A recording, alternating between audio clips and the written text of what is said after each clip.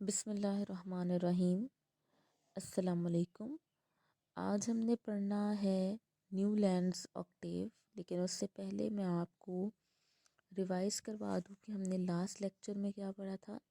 हमने पढ़ा था कि पीरियोडिक टेबल क्या होता है। पीरियोडिक टेबल में जो एलिमेंट्स हैं वो किस बेस पर अरेंज किए जाते हैं। पीरियोडिक टेबल में कितने ग्रुप्स और कितने पीरियड्स होते हैं। उसके अलावा हमने जिक्र किया था डॉबेरिनियर्स ट्रेड का।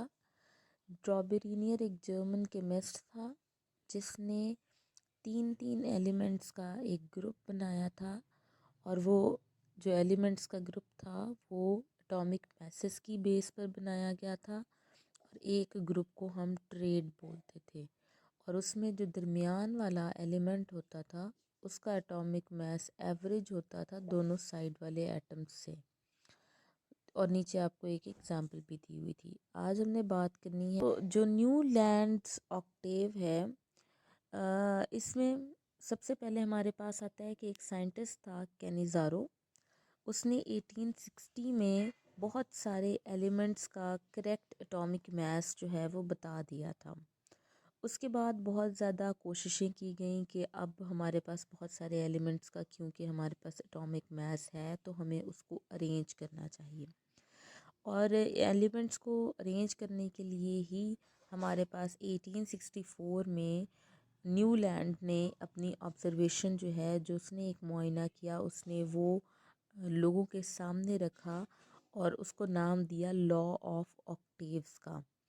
उसने ये बात नोट की थी कि अगर हम सारे एलिमेंट्स को इंक्रीजिंग एटॉमिक मास के हिसाब से अरेंज कर दें, मतलब जिसका एटॉमिक मास 1 है उसके बाद वो एलिमेंट रखा जाए जिसका एटॉमिक मास 2 है, फिर उसके बाद वो एलिमेंट जिसका एटॉमिक मास 3 है।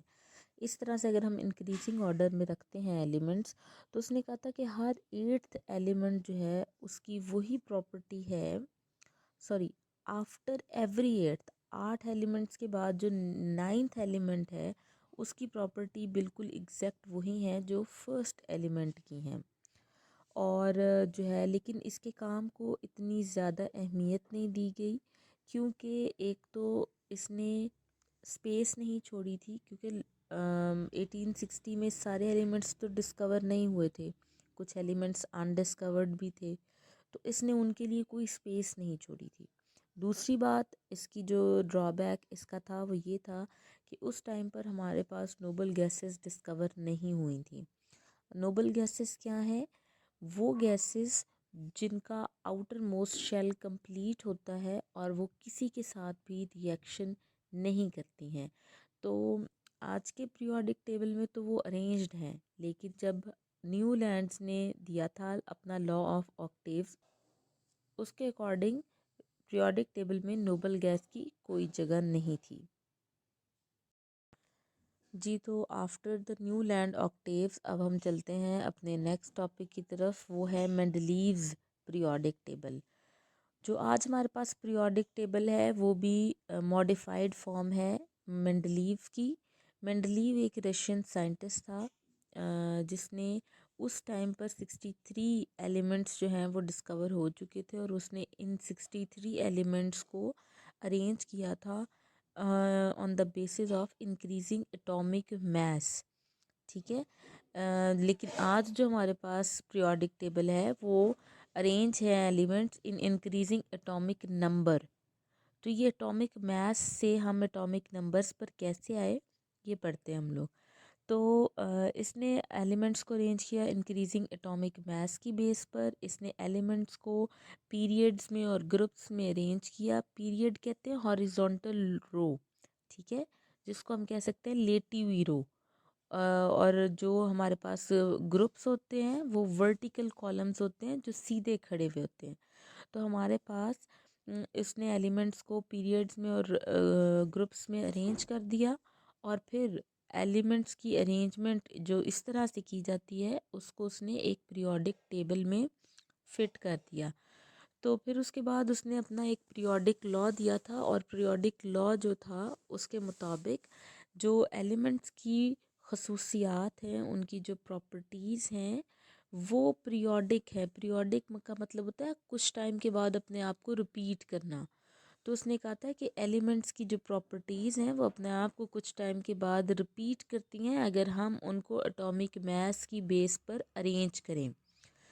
तो ये था मेंडलीव का पीरियोडिक टेबल का लॉ। लेकिन ये फर्स्ट अटेम्प्ट थी जिसमें हम लोगों ने, जो उसकी फर्स्ट अटेम्प्ट थी मेंडलीव की, वो उसमें कुछ डी मेरिट्स थे, मतलब उसके अंदर कुछ ड्रॉबैक्स थे, कुछ गलतियां थी। वो क्या थे? सबसे पहली गलती ये थी कि इसने अपने जो पीरियोडिक टेबल में आइसोटॉप्स के लिए कोई जगह नहीं छोड़ी थी।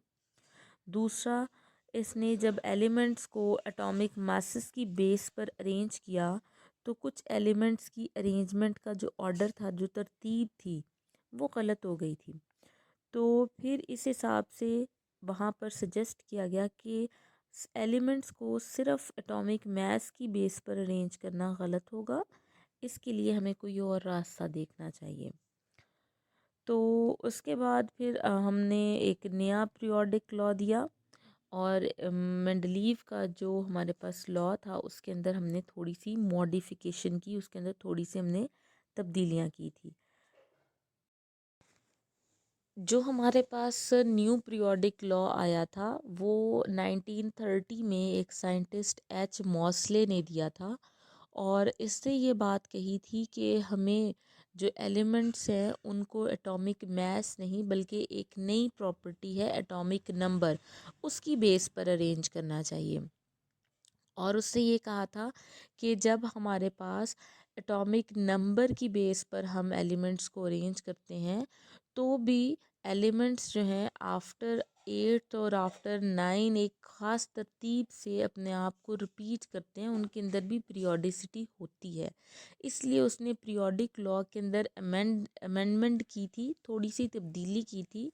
और जो हमने पीछे, जो यहाँ पर हमने पीरियोडिक लॉ पढ़ा था, उसमें कहा था उसने कि एलिमेंट्स को अगर हम एटॉमिक मास की बेस पर अरेंज करें तो उनकी प्रॉपर्टीज़ जो हैं कुछ टाइम के बाद रिपीट होती हैं।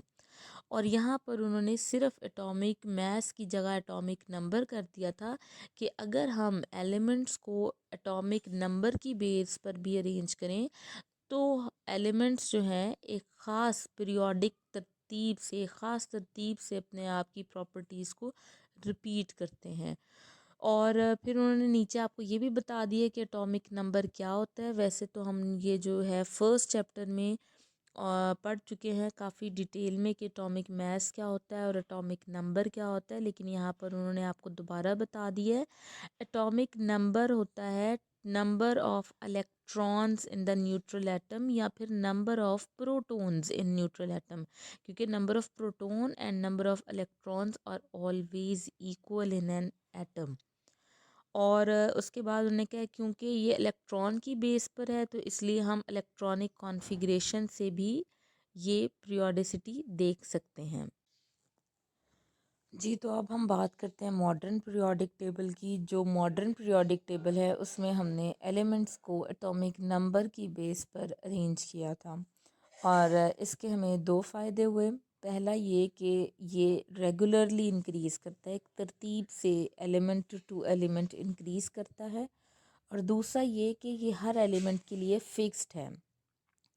हमने पिछले चैप्टर में आइसोटॉप्स का जिक्र किया था, उसमें क्या था कि एक ही एलिमेंट के डिफरेंट आइसोटॉप्स होते हैं जिनमें उनका एटॉमिक मास चेंज हो जाता है, लेकिन एटॉमिक नंबर उनका हमेशा सेम रहता था।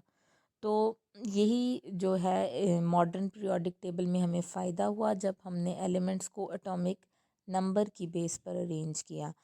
और इसके अलावा उन्होंने हमें यहाँ पर जो मॉडर्न पीरियोडिक टेबल है उसका सेकंड पैराग्राफ में आप देख लें कि उन्होंने आपको प्रॉपर से अटैलिक्स करके भी दोबारा बता दिया है कि मॉडर्न पीरियोडिक टेबल है जो है उसमें हमने एलिमेंट्स की arrangement according to increasing atomic number की है।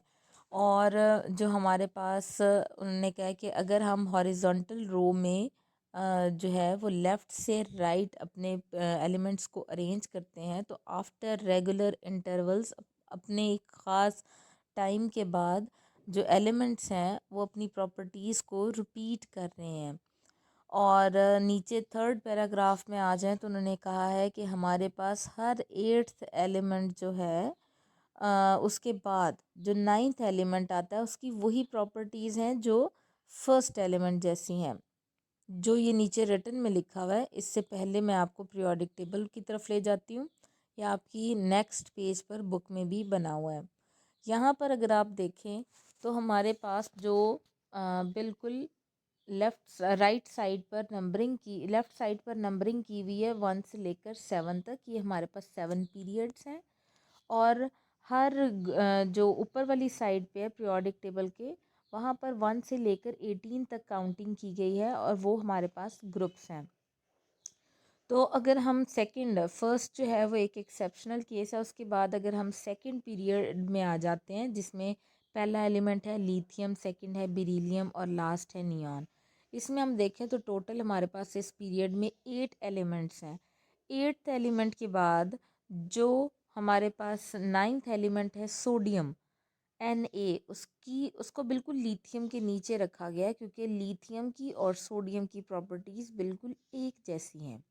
क्योंकि बार बार उन्होंने आपको पीछे भी बताया है कि हर 8 एलिमेंट के बाद जो 9वां एलिमेंट है उसकी प्रॉपर्टीज़ बिल्कुल फर्स्ट एलिमेंट की तरह से है। और इसलिए हमने क्या किया हुआ है कि जो सेम प्रॉपर्टीज़ वाले एलिमेंट्स हैं उनको एक ही ग्रुप में रखा हुआ है। अगर आपको ये वीडियो अच्छी लगी तो लाइक और कमेंट करके अपना फीडबैक दें और मज़ीद इस तरह की वीडियो के लिए इस चैनल को सब्सक्राइब करें। नेक्स्ट वीडियो के साथ मिलते हैं, तब तक के लिए अल्लाह हाफ़िज़।